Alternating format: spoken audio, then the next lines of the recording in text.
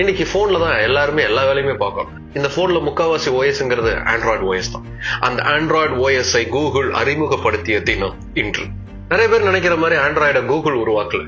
ஆக்சுவலா ஆண்ட்ராய்டு ஒரு தனி கம்பெனியா உருவாச்சு.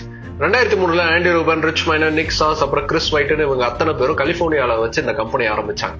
ஆரம்பத்துல ஆண்ட்ராய்டுங்கிறது டிஜிட்டல் கேமராவுக்கான ஒரு ஆப்ரேட்டிங் சிஸ்டமா தான் உருவாக்க நினைச்சாங்க. ஆனா டிஜிட்டல் கேமராவுடைய மார்க்கெட்டுங்கிறது ரொம்ப கம்மியா இருக்கு, அதனால நம்ம ஸ்மார்ட் போனுக்கு மாறலாம் அப்படின்னு அதுக்கப்புறமா தான் டிசைட் பண்ணாங்க. அப்படிப்பட்ட இந்த கம்பெனியை 2005 கூகுள் நிறுவனம் வாங்கினாங்க.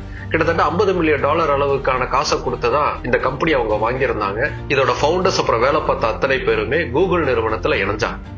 கூகுள் இதுவரைக்கும் வாங்கியிருந்த கம்பெனிகள்லயே இதுதான் ரொம்ப கம்மியான விலைக்கு வாங்கின கம்பெனி அப்படின்னு சொல்லலாம். ஆனா அதன் மூலமா கூகுளுக்கு அதுக்கப்புறமான காலகட்டத்துல கிடைத்த லாபம்ங்கிறது பல பில்லியன் டாலர்ஸ். கூகுள் ஆண்ட்ராய்டை வாங்கினதுக்கு மிக முக்கியமான காரணம் ஃபியூச்சர்ல இனிமே ஸ்மார்ட் போன்ஸ் தான் ரூல் பண்ண போது, அதுல நாம தான் ஆளணும் அப்படின்னு டிசைட் பண்ணதுதான். அந்த ஓஎஸ் ஓப்பன் ஓஎஸ்ஆ இருக்கணும், எல்லாருமே அதற்கான வேலைகளை செய்யணும் அப்படின்னு டிசைட் பண்ணாங்க. கூகுள், HTC மாதிரி 93 கம்பெனிகளை ஒன்னா இணைச்ச ஒரு கூட்டமைப்புங்கிறது உருவாக்கப்பட்டுச்சு. அதன் மூலமா இந்த ஆண்ட்ராய்டு அப்படிங்கிறது கொஞ்சம் கொஞ்சமா டெவலப் செய்யப்பட்டுச்சு.